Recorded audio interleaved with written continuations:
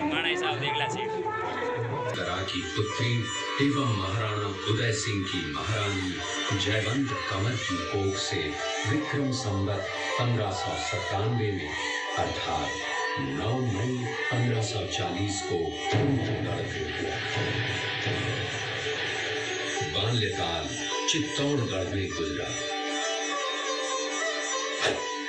सन 1567 में अकबर ने जब चित्तौड़गढ़ पर आक्रमण किया तो मेवाड़ के प्रमुख सरदारों और सेना नायकों के आग्रह पर महाराणा उदय सिंह ने चित्तौड़गढ़ छोड़ दिया। अपने देश, कुल, गौरव और मातृभूमि की मर्यादा के लिए प्राण न्योछावर करने वाले योद्धाओं और ललनाओं से प्रताप ने न केवल सीख ली बल्कि ये घटना उनके जीवन का आधार बन गई।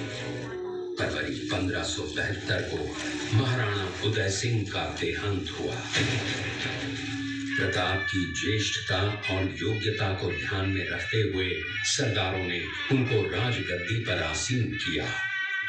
होली के दिन उनका गोविंदा में राज तिलक हुआ।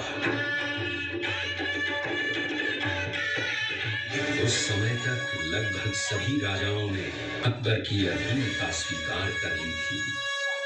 एकमात्र महाराणा प्रताप ने अपना मस्तक अकबर के आगे नहीं झुकाया।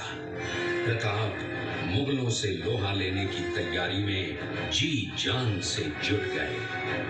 18 जून 1576 की सुबह हल्दी घाटी और खमनोर के मध्य एक मैदान में ऐतिहासिक युद्ध हुआ।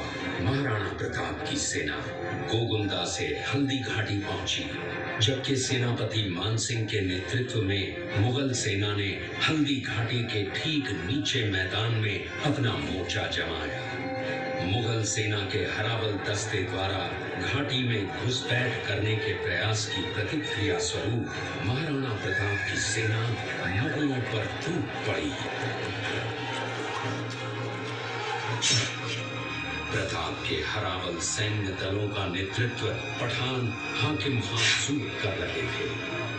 भीलू राणा, जो राणा पूंजा के नाम से भी जाने जाते हैं, उनके नेतृत्व में भील आदिवासियों ने गोरिल्ला पद्धति से युद्ध करते हुए मुगलों के छक्के छुड़ा दिए। देखते ही देखते शाही सेना में खलबली मच गई। रक्त तलाई घोड़ों की टापों, हाथियों की चंगारों और तलवारों की झंकारों से गूंज उठी। चारों तरफ हाहाकार मच गया।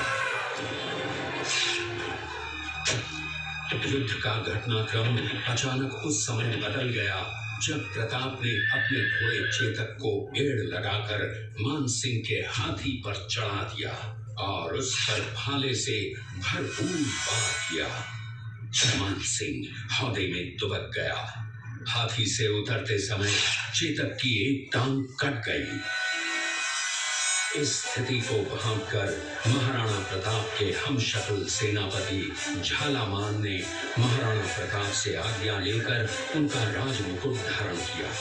मुगल सेना झालामान को महाराणा प्रताप समझकर उन पर टूट पड़ी और झालामान शहीद हो गए। उधर चेतक ने अपने स्वामी को 5 किलोमीटर तक 3 टांगों पर भी लेकर एक बरसाती नाले को पार किया। उसके पश्चात उसके प्राण पखेरु उड़ गए। इस युद्ध से महाराणा प्रताप के मन पर गहरा प्रभाव पड़ा। परिणाम स्वरूप उन्होंने मुगलों पर विजय प्राप्त करने तक राजसी ठाट बाट छोड़ने और पत्तों पर भोजन करने का प्रण लिया, जिसे उन्होंने जीवन भर निभाया। महाराणा प्रताप ने अपना सैन्य बल बढ़ाकर सर्वप्रथम अरावली पर्वत की घाटियों में बसे दिवेर पर चढ़ाई कर विजय प्राप्त की। इसके बाद कुंभलगढ़ पर भी विजय प्राप्त की। सिर्फ चित्तौड़गढ़ को छोड़कर सारे मेवाड़ को अपने अधीन कर लिया। कालांतर में महाराणा ने चावंड में अपनी राजधानी स्थापित की।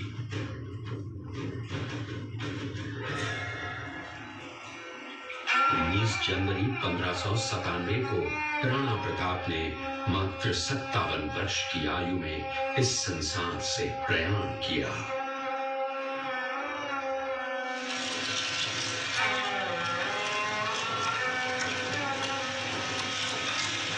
हल्दी घाटी का युद्ध एक सांप्रदायिक युद्ध न होकर आत्मसम्मान, मातृभूमि की स्वतंत्रता व स्वाधीनता का संघर्ष था। इसका प्रमाण ये है कि जहां पर अकबर की सेना के सेनापति जयपुर के राजा मानसिंह थे, वहीं पर महाराणा प्रताप की सेना के सेनापति काबुल के हाकिम खां सूब थे। महाराणा प्रताप स्वतंत्रता की वेदी पर एक ऐसा अंगारा था जो आत्मसम्मान व देश गौरव के लिए दिन रात जलता रहा, धधकता रहा और अंत में बुझकर भी उसने देश में ऐसा लौह भर दिया जिसकी प्रखर किरणों ने भारत माता को गुलामी की जंजीरों से मुक्त कराने के लिए सदा प्रेरित किया।